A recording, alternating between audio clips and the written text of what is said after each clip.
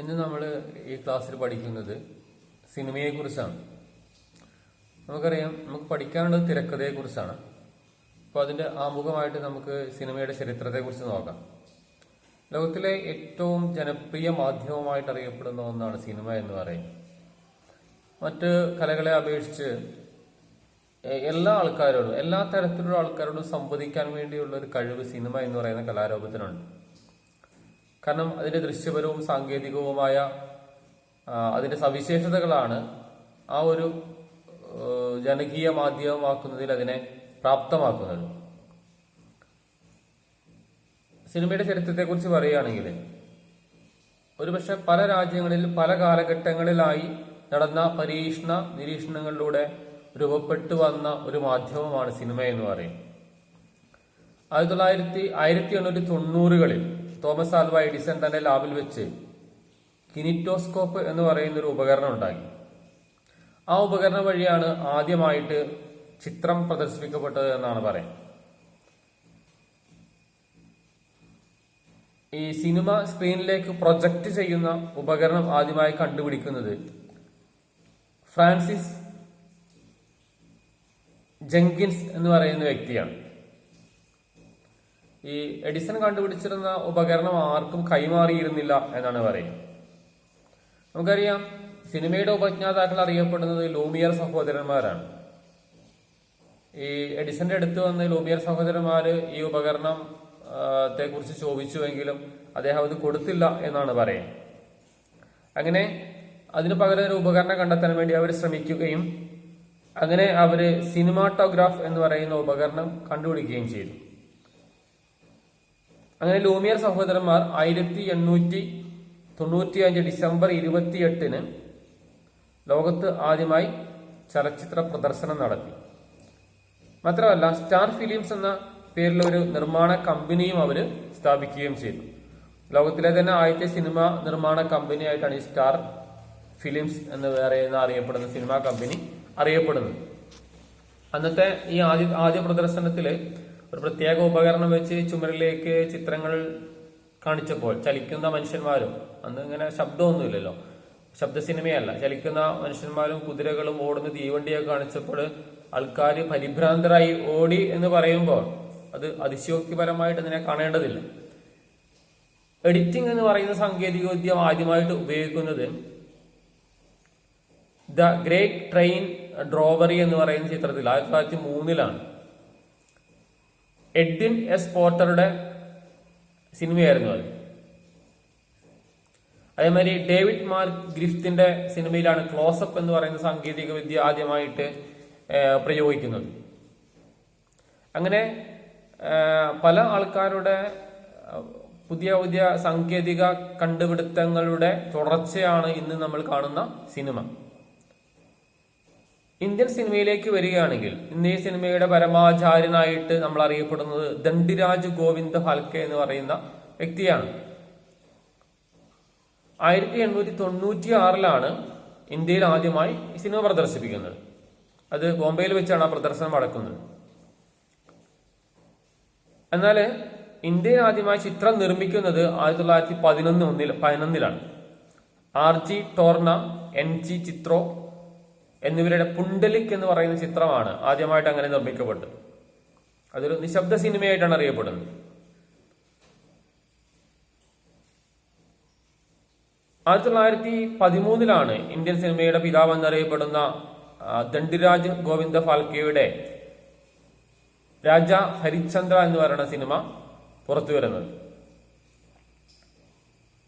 ലോക സിനിമയിൽ തന്നെ ആദ്യമായിട്ട് ശബ്ദം ഉപയോഗിക്കുന്നത് 1927 ഇറങ്ങിയ ജാസ് സിംഗർ എന്ന് പറയുന്ന ഒരു സിനിമയിലാണ്. ഇന്ത്യയിലെ ആദ്യത്തെ ശബ്ദ ചിത്രം എന്ന് പറയുന്നത് ആർദേശർ ഇറാനിയുടെ ആലം ആര എന്ന് പറയുന്ന ഒരു ചിത്രമാണ്. ഇനി മലയാള സിനിമയിലേക്ക് വരികയാണെങ്കിൽ 1928 ജെസി ഡാനിയൽ നിർമ്മിച്ച വിഗതകുമാരനാണ് മലയാളത്തിലെ ആദ്യത്തെ ചിത്രം. അത് ശബ്ദ ചിത്രമല്ല, സാമൂഹികമായൊരു കഥ പറയുന്ന ചിത്രമായിരുന്നു. 1928 നവംബർ 7 തിരുവനന്തപുരത്തെ ക്യാപിറ്റേഷൻ തിയേറ്ററിലാണ് ഈ സിനിമയുടെ ആദ്യ പ്രദർശനം നടന്നത്. അതിനകത്ത് ആദ്യ നായിക റോസി എന്ന് പറയുന്ന വ്യക്തിയായിരുന്നു. ഈ ഡാനിയേൽ തന്നെയായിരുന്നു, നിർമ്മിച്ച ഡാനിയേൽ തന്നെയായിരുന്നു അതിനകത്തെ നായകൻ. ഈ സിനിമയെ കുറിച്ച് അടുത്ത കാലത്താണ് നമുക്കറിയാം, സെല്ലുലോയിഡ് എന്ന് പറയുന്ന ചിത്രത്തിൽ വളരെ വിശദമായിട്ട് കമൽ ഈ സിനിമയെ കുറിച്ച് പറയുന്നുണ്ട്. ഈ സിനിമയിലെ ആദ്യ നായികയെ കുറിച്ച് ബിനു എബ്രഹാം രചിച്ച ഒരു നോവലുണ്ട്. അതാണ് നഷ്ടനായിക എന്ന് പറയുന്ന പേരിൽ അറിയപ്പെടുന്ന ഒരു നോവലുമുണ്ട്. വീണ്ടും 1932 മലയാളത്തിലെ ആദ്യത്തെ രണ്ടാമത്തെ സിനിമ മാർത്താണ്ഡവർമ്മ എന്ന് പറയുന്ന സിനിമ പുറത്തിറങ്ങുന്നത്. ആർ സുന്ദരരാജാണ് ഇതിന്റെ നിർമ്മാതാവ്. നമുക്കറിയാം, CV രാമൻപിള്ളയുടെ നോവലിനെ അടിസ്ഥാനമാക്കി രചിക്കപ്പെട്ടൊരു അല്ലെങ്കിൽ നിർമ്മിക്കപ്പെട്ടൊരു സിനിമയാണ് ഈ മാർത്താണ്ഡവർമ്മ.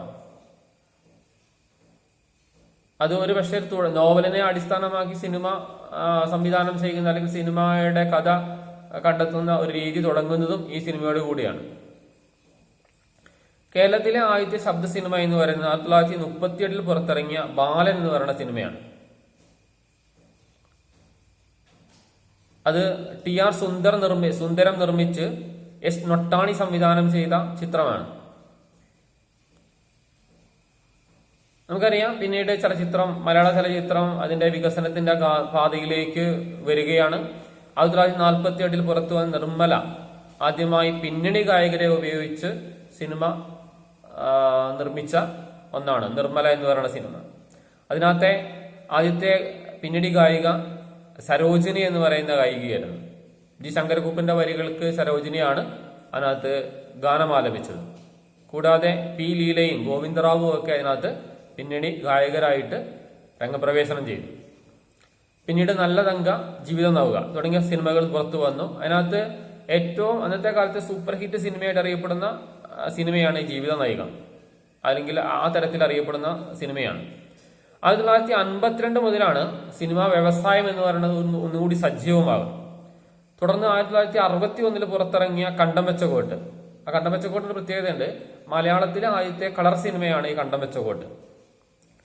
പിന്നീട് വന്ന ആദ്യത്തെ സിനിമാസ്കോപ്പ് ചിത്രം പടയോട്ടം. നമുക്കറിയാം, ജയന്റെ തന്നെ അവസാനത്തെ പടമായിട്ട് അറിയപ്പെടുന്ന പടയോട്ടം എന്ന് പറയുന്ന സിനിമ.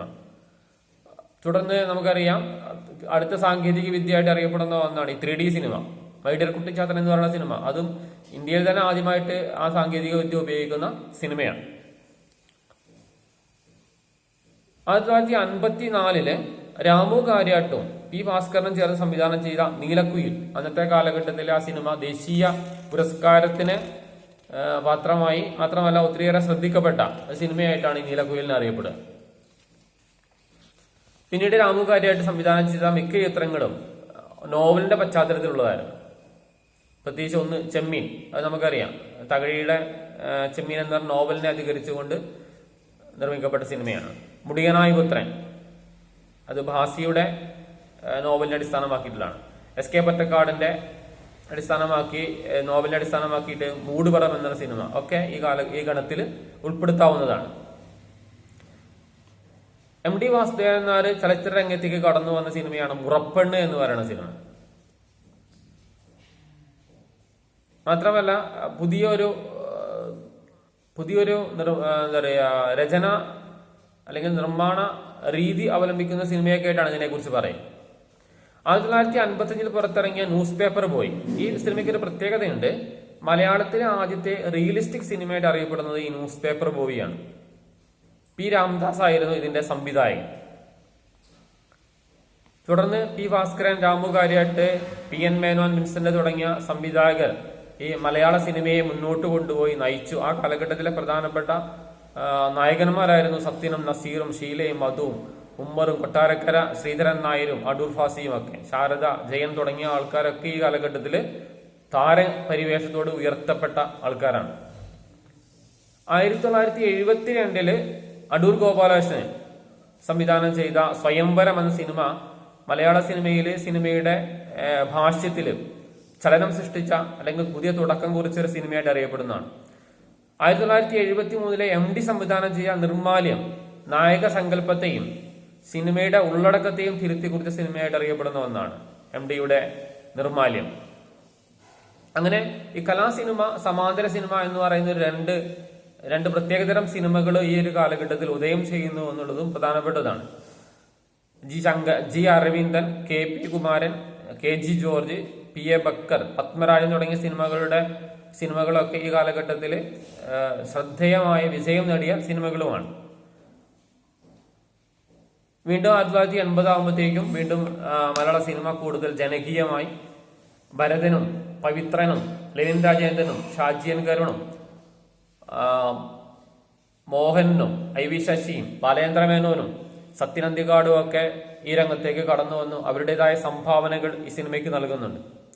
ഈ ഒരു കാലഘട്ടത്തിൽ ഉയർന്നു വന്ന നായകന്മാരാണ് മോഹൻലാലും മമ്മൂട്ടിയും ഒക്കെ. ഈ വാണിജ്യപരമായ സിനിമകളുടെ നിർമ്മാണവും അതിന്റെ വിജയവും ഒക്കെ ഇതൊരു വ്യവസായമായി വളരുന്നതിനും ഒക്കെ തുടക്കം കുറിക്കുന്ന ഈ ഒരു കാലഘട്ടത്തിലാണ്. അതുകൊണ്ട് മലയാള സിനിമയുടെ ഗതി മാറ്റിമറിച്ച സിനിമകൾ കൂടിയാണ്. അത്തരത്തിലൊരു സിനിമയായിട്ട് അറിയപ്പെടുന്ന ഒന്നാണ് ജോഷി സംവിധാനം ചെയ്ത ന്യൂഡൽഹി എന്ന് പറഞ്ഞ ചിത്രം, പ്രിയദർശന്റെ ചിത്രം എന്ന് പറയുന്ന ചിത്രം, തമ്പി കണ്ണന്താനത്തിന്റെ രാജാവിന്റെ മകൻ എന്ന് പറയുന്ന സിനിമയൊക്കെ ഈ തരത്തിൽ ഗണിക്കപ്പെടുന്ന സിനിമയാണ്. വീണ്ടും 1990-കളിൽ ഷാജി കൈലാസ്, CB മലയിൽ, കമൽ, ശ്രീനിവാസൻ, ഭരതൻ, ഭദ്രൻ, സിദ്ദിഖ് ലാൽ, ജയരാജ്, ലോഹിദാസ് തുടങ്ങിയ കച്ചവട സിനിമയുടെ ചേരുവകളുമായി മലയാള സിനിമയെ വാണിജ്യപരമായി ഉയർത്തിയ സംവിധായകന്മാരാണ്. അതേസമയം കച്ചവട സിനിമകളുടെയും കലാസിനിമകളുടെയും ചേരുവകളെ ചേർത്ത് വെച്ചുകൊണ്ടുള്ള സിനിമകളും ഒരു മധ്യവർത്തി സിനിമകളും ഒക്കെ ഈ കാലഘട്ടത്തിൽ രൂപപ്പെട്ടു വന്നു. ലെനിൻ രാജേന്ദ്രനും ഭരതനും പത്മരാജനും ജയരാജനും ശ്രീനിവാസനും തുടങ്ങിയവരൊക്കെ ഇത്തരത്തിലുള്ള സമീപനങ്ങൾ രണ്ടും കൂടി കൊമേഴ്സ്യലും ആണ്. അതേസമയത്ത് കലാപരമായ സിനിമകൾ കൂടി എടുക്കുന്ന രീതിയിൽ ഉള്ള സിനിമയുടെ ഒരു ചേരുവ നിർമ്മിച്ച് മുന്നോട്ട് പോയ ആൾക്കാരാണ്. ഇനി വർത്തമാനകാലത്തിലേക്ക് വരികയാണെങ്കിൽ നമ്മൾ പറയാം ന്യൂ ജനറേഷൻ സിനിമകൾ എന്നൊക്കെ വിളിക്കപ്പെടുന്ന സിനിമകളും ഒരു കാലഘട്ടമാണ് പുതിയ കാലഘട്ടം, അല്ലെങ്കിൽ ഇന്നിന്റെ കാലഘട്ടം. അവരും മലയാള സിനിമയ്ക്ക് അവരുടേതായ സംഭാവനകൾ നൽകിയിട്ടുണ്ട്. അതൊരിക്കലും മറന്നു പോകാൻ പറ്റില്ല. പാസഞ്ചർ എന്ന് പറഞ്ഞ cinema, traffic, Trivandrum lodge, 22 FK Kottayam, Chappakurishu, Ustad hotel, Kunjiramayanam, Premam, Sudani from Nigeria, Kumbalangi nights, Thottappan, android Kunjappan, Thanneermathan Dinangal, take of, Joseph, Jallikattu തുടങ്ങിയ സിനിമകളൊക്കെ കലയിലും സംവിധാനത്തിലും പരിചരണത്തിലും താരസങ്കല്പത്തിലും അവതരണത്തിലും ഒക്കെ പുത്തൻ രീതി രചിച്ചുകൊണ്ട് മലയാള സിനിമയെ മുന്നോട്ട് നയിക്കുന്നതിൽ പ്രധാനപ്പെട്ട പങ്ക് വഹിച്ച ഒന്നാണ്. ഈ കാലഘട്ടത്തിൽ നായകന്മാർക്കും വ്യത്യാസം വരുന്നുണ്ട്. ഫഹദ് ഫാസിൽ, ദുൽഖർ സൽമാൻ, നിവിൻ പോളി, സുരാജ് വെഞ്ഞാറമൂട്, സൗബിൻ ഷാഹിൻ, ഷൈൻ നിഗം, വിനായകൻ, ചെമ്പൻ വിനോദ്, ബിജു മേനോൻ, റിമാൻ കല്ലിങ്ങൽ, രമ്യ നമ്പീശൻ, പാർവതി, ആസിഫ് അലി, ജോജു ജോർജ്, പ്രണവ്, വിനീത് ശ്രീനിവാസൻ, സൈജു കുറുപ്പ്, ജയസൂര്യ, നിമിഷ ജയൻ, രജിത വിജയൻ തുടങ്ങിയവരൊക്കെ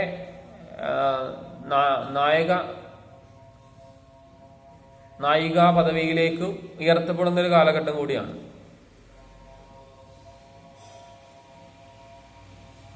മാത്രമല്ല ഈ ദിലീപ് പോത്തൻ, അഞ്ജലി മേനോൻ, ആഷിഖ് കപൂർ, സമീർ താഹിർ, സക്കറിയ, വിനീത് ശ്രീനിവാസൻ, ധ്യാൻ ശ്രീനിവാസൻ, ഗിരീഷ് MD, വൈശാഖ്, മധു C നാരായണൻ, വിധു വിൻസെന്റ് തുടങ്ങിയ സംവിധായകരും മലയാള സിനിമയെ പുതിയ പന്ഥാവിലേക്ക്, പുതിയ വഴികളിലേക്ക് നയിച്ചുകൊണ്ട് മുന്നോട്ട് പോയിക്കൊണ്ടിരിക്കുന്ന കാഴ്ചയാണ് നമ്മൾ ആധുനിക വർത്തമാന കാലഘട്ടത്തിൽ കണ്ടുകൊണ്ടിരിക്കുന്നത്. ഇതാണ് മലയാള സിനിമയുടെയും ലോക സിനിമയുടെയും ഏകദേശ ഒരു ചരിത്രമെന്ന് നമുക്ക് മനസ്സിലാക്കാം.